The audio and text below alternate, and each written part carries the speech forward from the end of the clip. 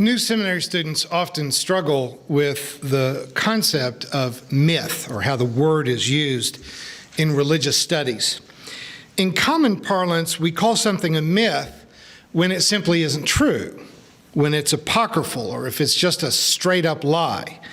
People use the term disparagingly, like when we hear politicians say that the American dream is now a myth.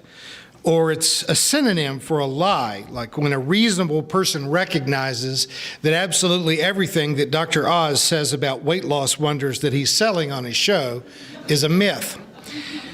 But that's not how we use the word in religious circles. We are aware that there are stories that are repeated, they're told in religious books, or they're just repeated within a community that are not necessarily historical.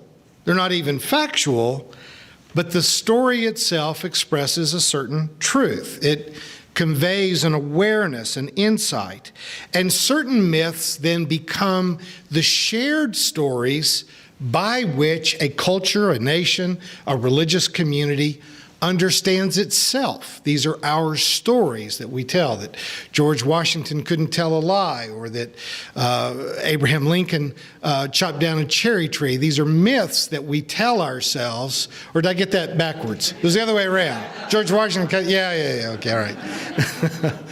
The stories that we tell about our own founding become the myths by which we gain self-understanding. Marcus Borg, the recently deceased biblical scholar, liked to illustrate this by quoting an Native American storyteller who would begin his narrative saying, "Now, I don't know if this really happened, but I know that this is true." The matriarchal and patriarchal stories in the Old Testament about Adam and Eve, Abram and Sarah, Jacob and Rachel, they're not historical. But they are myths that the Hebrew people told each other that help them to understand their beginnings and who they are. The same is true of other cultures. The myths of ancient Greece and Rome, though they were not historical or factually true, they conveyed so much truth about life that even in the modern era, we have used names from some of these myths to give names to psychiatric diagnoses. The stories of Oedipus and Electra give us our Oedipal and Electra complex diagnoses. The story of Narcissus gives us the diagnosis of narcissism. There are several medical terms also drawn from this same body of ancient literature. You find a lot of psychological insight buried in literature that predates any actual study of psychology by hundreds of years. 500 years ago, William Shakespeare was absolutely genius in the way in which he described characters with just a few lines, and it would remind you of someone that used to just bug the crap out of you when you were in school. That he could describe a character that had a flaw or a mental illness in a way that we recognize them immediately. The passage that Felicia read for us this morning from Genesis chapter 32, the story of Jacob wrestling through the night with some mysterious figure, is one of my favorite biblical myths. I'm not going to bore you with the Sunday school details of how Jacob had gotten sideways with his own parents, with his brother, with his father-in-law, but he had given a lot of people very close to him perfectly good reason to kill him on sight. He was a fairly bright guy who had done a lot of dumb things. Does that sound familiar to anybody? And he was going home to face the music. Traveling in a large caravan, he sent his wives, his children, his servants, and even his flocks ahead of him, hoping that somehow they would curry favor with family members that would encounter them first. But he ends up, the text says, being all alone on the other side of the Jabbok, which means he was in the wilderness. Civilization's over here, wilderness out here. He's in the wilderness all by himself. And the story could be called the dark night of the soul in another century, but the ancient authors told the story in a way where they created this mysterious character who was sort of an alter ego, that Jacob is out in the wilderness with himself for company. In fact, it appears that the myth had been passed along in several different forms. The final written form of Genesis would have taken shape during the Babylonian exile. So 500 years after it was an oral tradition, it became a written tradition. But they would oftentimes take all of the different oral traditions and try to put them together. And it's more easily seen in this particular text than in any other part of the Old Testament. The text initially says that he was wrestling with a man, but then he demands that he be let go before the sun comes up, which would mean that it was someone that, a vampire. It was a demon, basically, couldn't be there when the sun comes up. But in the final analysis, when Jacob is trying to find out his name, he won't give him his name, but he renames Jacob, which implies that it was God. So was he wrestling a man? Was he wrestling a demon? Was he wrestling a god? And ironically, if you go to art museums and see Renaissance paintings that depict this event, it's almost always Jacob wrestling with a winged angel. Somehow the artist pulls all these different threads together and turns it into an angel. Now, I suspect that the most ancient version of this story was Jacob wrestling with a demon, because the Canaanites believed that the wilderness was full of demons. That's where they lived. And so if you were alone in the wilderness, you're not nearly as likely to meet an angel as you are to meet a demon. But since this event gives Israel its name, Jacob's name is changed to Israel, there would be any number of priests that wouldn't be terribly happy with the idea that a demon had given the country its name. So they clean it up a little bit. They edit it so that it's God in the end. But as I said, this is a myth. Jacob is probably an invented literary character. But even if there was a historical Jacob, there probably wasn't, but if there was, he certainly didn't wrestle all night with a demon or an angel or a god.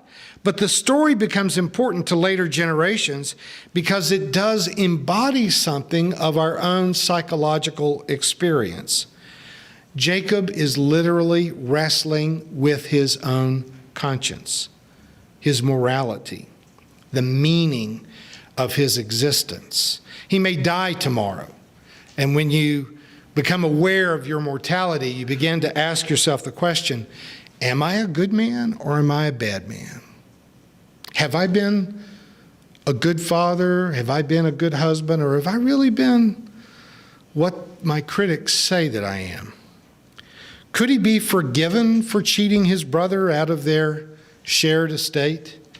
Could he be excused for stealing from his father-in-law since his father-in-law had also tricked and exploited him? All of those other myths I mentioned, all of Shakespeare's dramas, we use them to diagnose other people. I keep a copy of the Diagnostic and Statistical Manual on my office shelf because I occasionally look through and see if I have dated someone off of every page. I want to make sure that I've got all the bases covered, but we use these diagnoses in order to categorize other people's mental illnesses or character flaws. By being able to give it a name, we somehow have power over it, just like this person that Jacob wrestled with gave him a name. You can't name something that doesn't belong to you, you see. You can name your pet, you can name your kids. I can't name your kids. But when you give someone a diagnosis, you've kind of taken away their power. You've distanced yourself from them. All these diagnoses that we use to say that someone is a sociopath or a psychopath or whatever label that borderline or bipolar or whatever label that we put on someone, this story is about him coming to terms with himself. This story is about self-examination.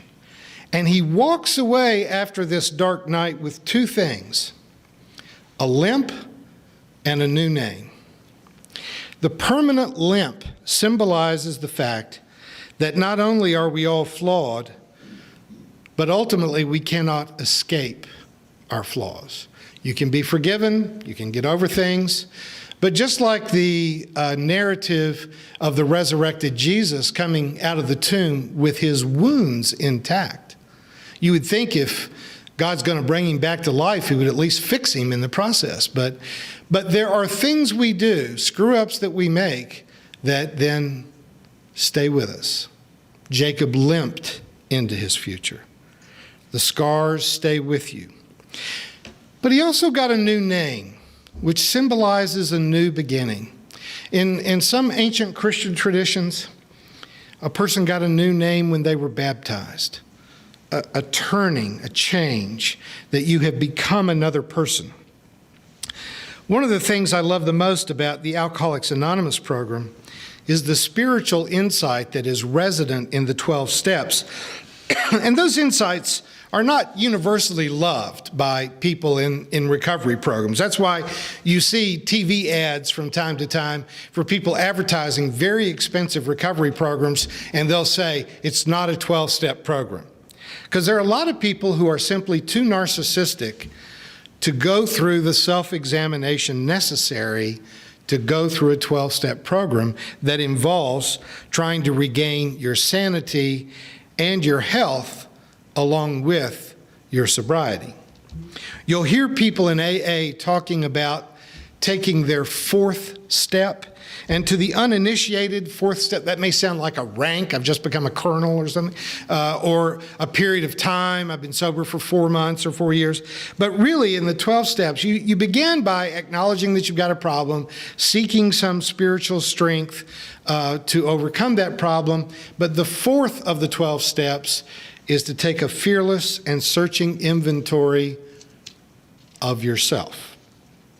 I've sat through lots of meetings with church members as they were beginning their journey of recovery, and you listen to the old heads in the room who will guide a newcomer back onto the right path by reminding them that they need to take a fearless and searching inventory of themselves. They give one another fairly little latitude to take anyone else's inventory. They don't let people talk endlessly about their wicked spouse, their unfeeling or violent parents, their mean boss, or their stupid government. That doesn't mean that people don't have abusive parents. A lot of people do. It doesn't mean that a lot of folks don't end up married to a deranged person or have to suffer under unfair employers or have unfair battles with siblings. It's not to deny that the government, the economy, the university, or the universe itself is to blame for all of your problems. It's just that cataloging all those things usually just makes you sicker. And if we want to get well, we have to be willing to take a fearless and searching inventory of our own part in our own melodrama. Gandhi once said, "No one can hurt me without my permission." No one can hurt me without my permission. And I know that as soon as you hear that, you immediately start to come up with objections. And I and you could both list all day people who blindsided us, people we trusted and loved, that we thought we were friends with, that we thought were really good people who really hurt us. And we never gave them permission to do it. But this is one of those proverbs that you kind of have to sit with for a while. Like making a cup of tea. You put a tea bag in a cup of hot water and you can't just start drinking tea. Let it sit. Just let it sit. Just a little while. Let it seep in. Let it simmer.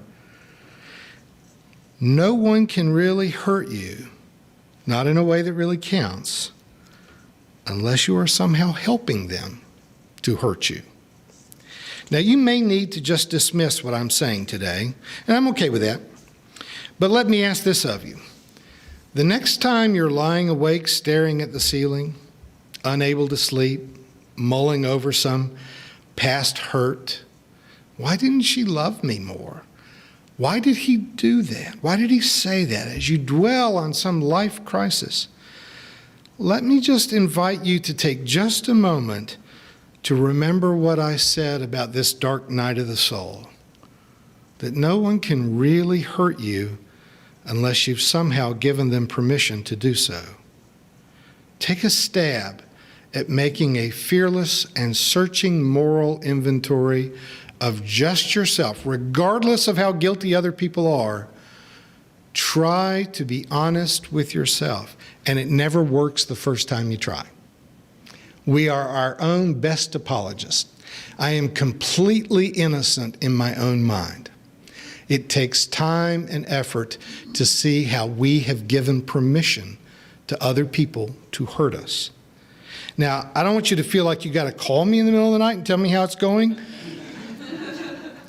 although some of you will. But I've been there. I know what it feels like. The ancient Greek playwright Aeschylus, who was a contemporary of Plato and Sophocles, wrote, "Even in our sleep, pain we cannot forget falls drop by drop upon the heart until in our despair, against our will, comes wisdom through the awful grace of God." You might be the smartest, the best judge in the world, but you will never find the happiness you seek through judging others. You may be the only one who really understands what's wrong with the government, with religion, with banking, the economy, the environment. You may have a bead on all the faults of other genders, races, and nations. But there is only one person that you can wrestle with in that dark night that will bless you when the sun's coming up. And that is the person you have been the least likely to judge, and the one that's been hardest for you to be honest with, and the one most likely to make you limp when it's all over. And I'm going to offer my most sincere apologies to those who thought religion was only supposed to be comforting.